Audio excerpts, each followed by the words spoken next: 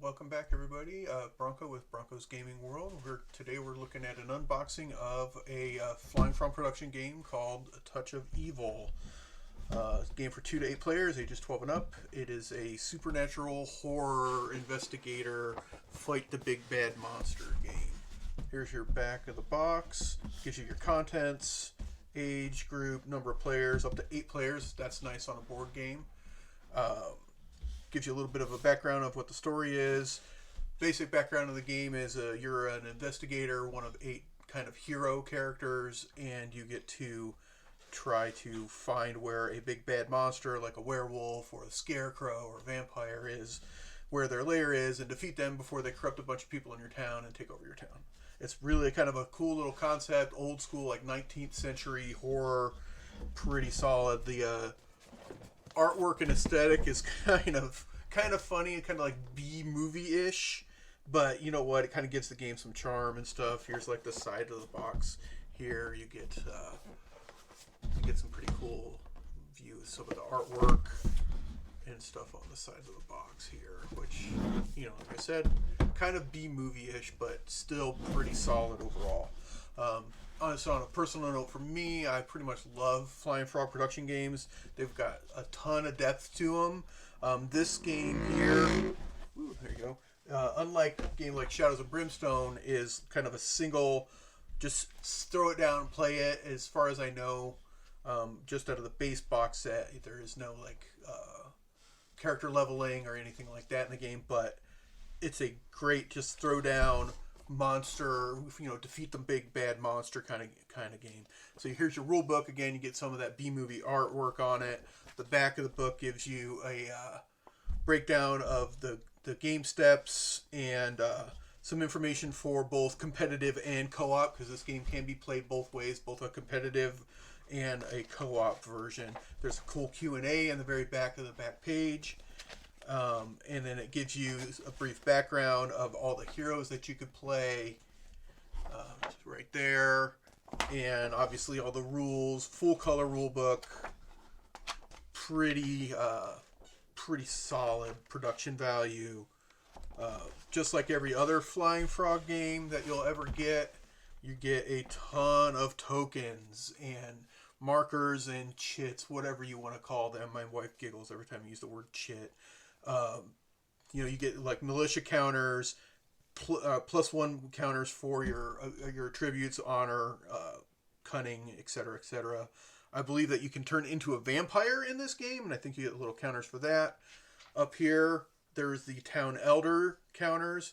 The town elders in the more advanced game give you a different aspect of who's the good guy, who's the bad guy, who's a bad guy, who's who. I even think that one of the elders during the game can actually end up being the villain, and you didn't know the whole time. So it's just adds that really mysterious aspect to the game.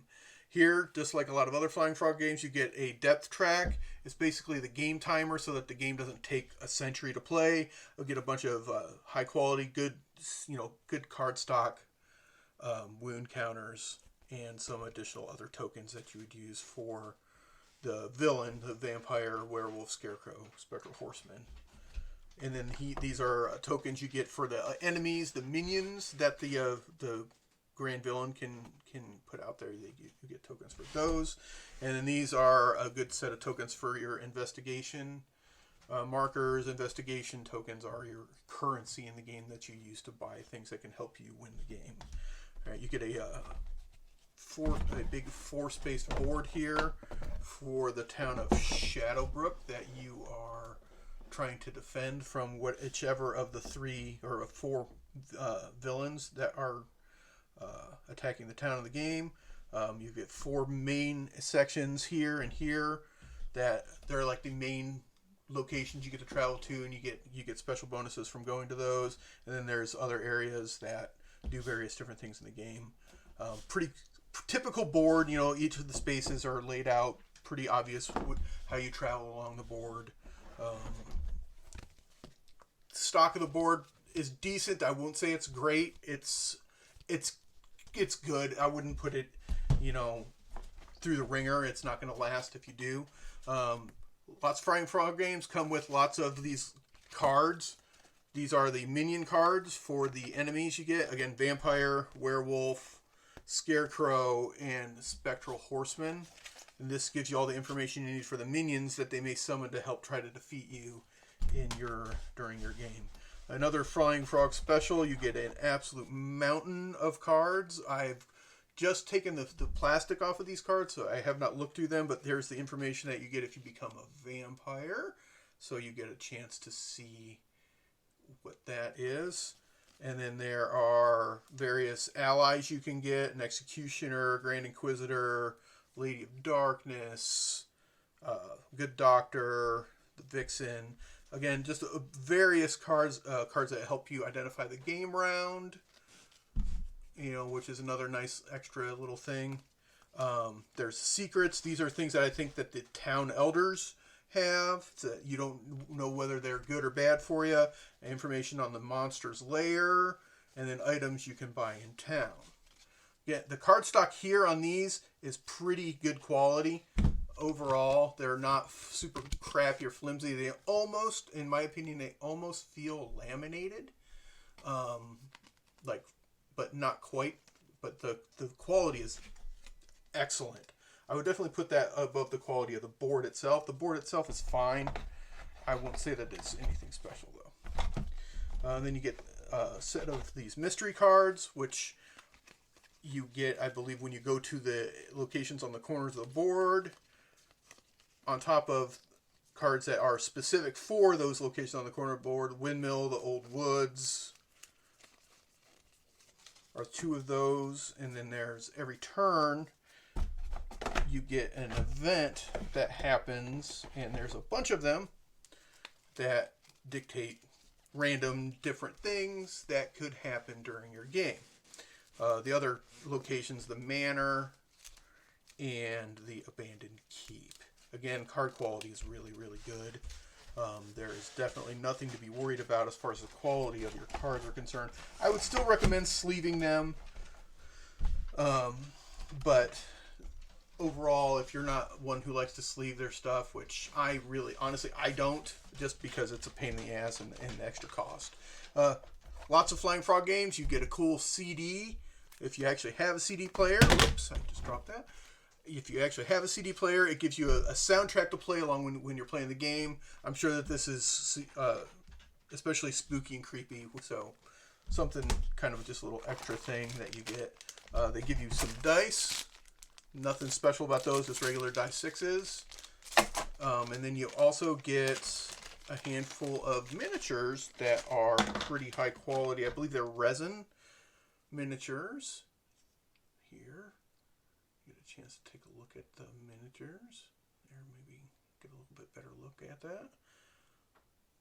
Here, and you get 8 miniatures with the game. And they are pretty good quality, decent detail. Again, not talking about like Games Workshop caliber, but they're definitely pretty good.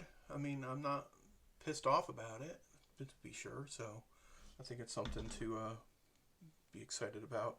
If you're up for spending some extra money, they do have a 10th anniversary version of this game, this box set out. That comes with some extra miniatures for like the elders, and I believe some miniatures for the villains as well. I think I am a little disappointed that you don't get miniatures for the villains, but they do give you one for all 8 heroes. I would have liked to seen a little bit more of the miniatures for the villains as well, just because they're, he's the main bad guy. Why would you not have a miniature for the main bad guy? Come on. So there's your miniatures, and then you get these thick cardstock. I mean, look at these. These are thick cardstock play cards for your heroes, and there's, like I said, there's 8 of them. 1, 2, 3, 4, 5, 6, 7, 8, and then your heroes that you do get to play: a drifter, a soldier, the outlaw, the playwright, a noblewoman, the courier, the school teacher, and Inspector Cook, who is the main guy. All right, but these are super heavy card stock. They give you how many wounds they can have. There's normal statistics, and then they have their own special abilities as well. So these are nice thick cards. They're going to take a beating and keep on hanging in there. All right, and then you also get cards for your villains. You get the Spectral Horseman, the Scarecrow, a Werewolf, and the Vampire.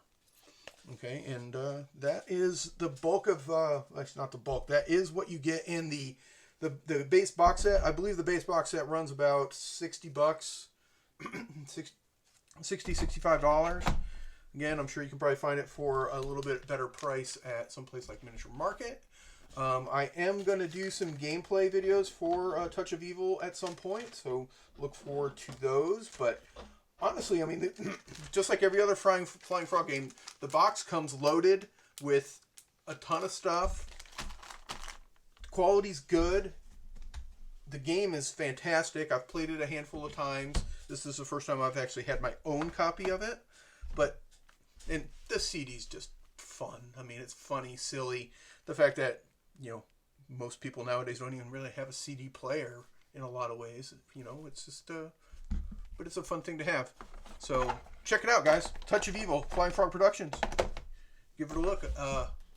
Be doing another unboxing video here soon. I appreciate you guys tuning in and checking it out. Take care. Check out my YouTube page, Bronco's Gaming World. Also, check out my Twitch account where I do streams weekly for around 10 a.m. Eastern. That's also Bronco's Gaming World on Twitch. You sign up for my Facebook account at Bronco's Gaming World on Facebook, where I put new videos and just random generic gaming updates that I come across. And look me up on Twitter at Late to the Game 06. I think you can also look up under Bronco's Gaming World. Everybody, thank you so much. I appreciate you taking some time to check out this video, and I will talk to you next time. Take care.